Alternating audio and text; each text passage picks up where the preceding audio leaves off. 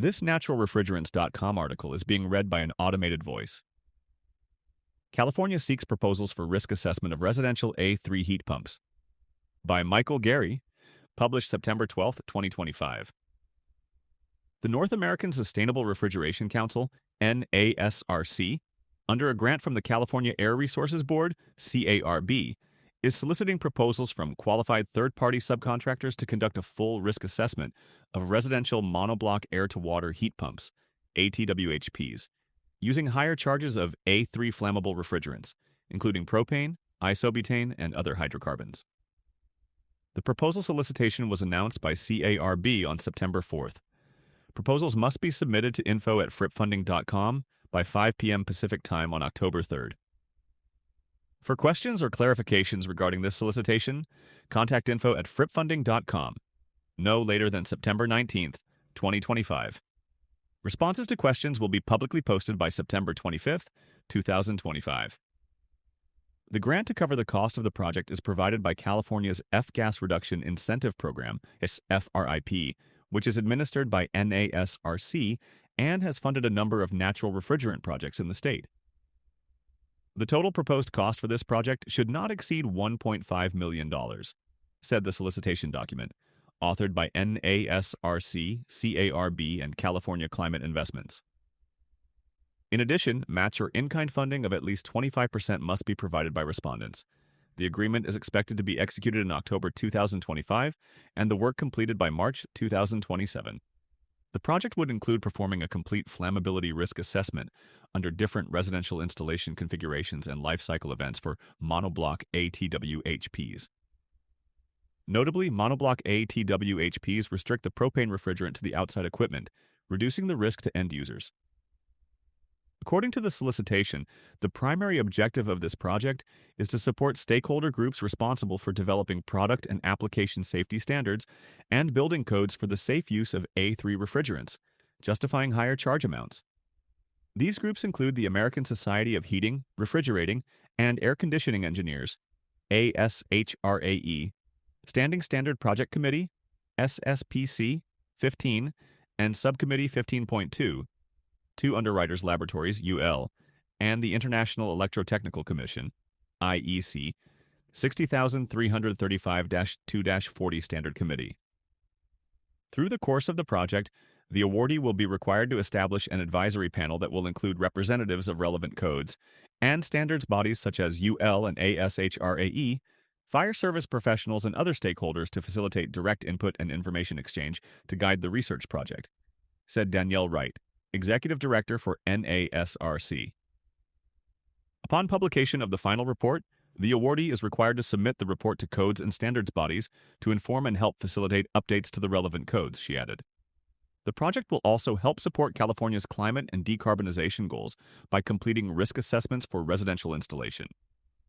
Configurations of ATWHPs using ultra-low GWPA3 refrigerants, which are currently being deployed in Europe, the solicitation said.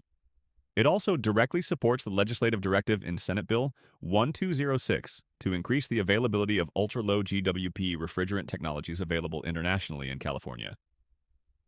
The California-funded research is a great step forward, and I hope it moves as quickly as possible with strong input from standard and code experts that need timely and useful data to finalize proposals to enable R290 and other A3 refrigerants in AC and heat pumps in the key safety standards, and the development of 2030 building codes, said Christina Starr, Senior Manager, Climate Campaign for the Environmental Investigation Agency, EIA, U.S. ASHRAE considers charge increase. In 2023, ASHRAE's SPCC Subcommittee 15.2 began considering a change to the ASHRAE 15 standard that would allow the use of up to 4.9 kilograms, 10.9 pounds, of A3 refrigerants in outdoor indirect heat pumps and air conditioners, such as ATWHPs, in the U.S. Existing regulation in the U.S. only permits 114 grams, 0.3 pounds, of propane in fixed or non-fixed heat pump and AC units, including outdoors. This change would be dependent on research confirming the safety of the higher charge limit. To that end, in 2024, SPCC Subcommittee 15.2 formed a working group which developed a work statement to do computational fluid dynamics, CFD, and verification testing under the direction of Zhudong Wang, Vice President of Research at the Air Conditioning, Heating and Refrigeration Institute, AHRI. If approved by ASHRAE, the higher charge would also need to be endorsed by UL under its 60,335-2-40 standard, and then by the U.S. Environmental Protection Agency, EPA. It would also be incorporated in the next model and state building codes.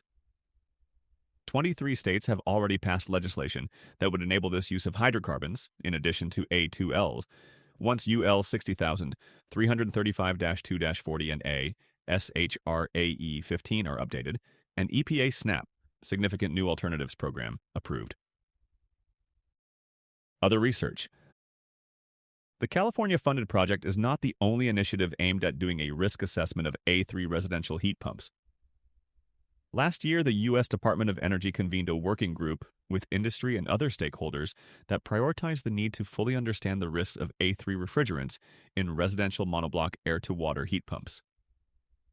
To that end, 2 other research and testing projects on A3 refrigerant safety are underway at Oak Ridge National Laboratory, ORNL. One project looks at self-contained heat pump and air conditioning equipment, including heat pump water heaters. A second project examines small to medium-sized commercial chillers.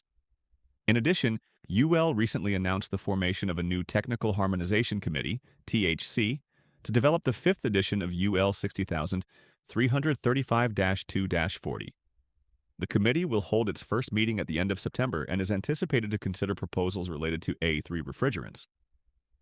Overall, the research projects are designed to look at the IEC 60,335-3-40 global standard and conduct modeling and testing to validate the safety requirements for using larger charge sizes than UL and ASHRAE standards currently permit, or to determine if any additional effective mitigation is needed in those standards in the U.S. context, said EIA's Starr. My only concern, Starr added, is that so far the research projects being funded are for a relatively narrow scope of equipment types. This is great progress, but we need more research covering all the most commonly used air conditioning and heat pump equipment types, such as residential ducted systems, mini-split ACs, and commercial packaged and rooftop units.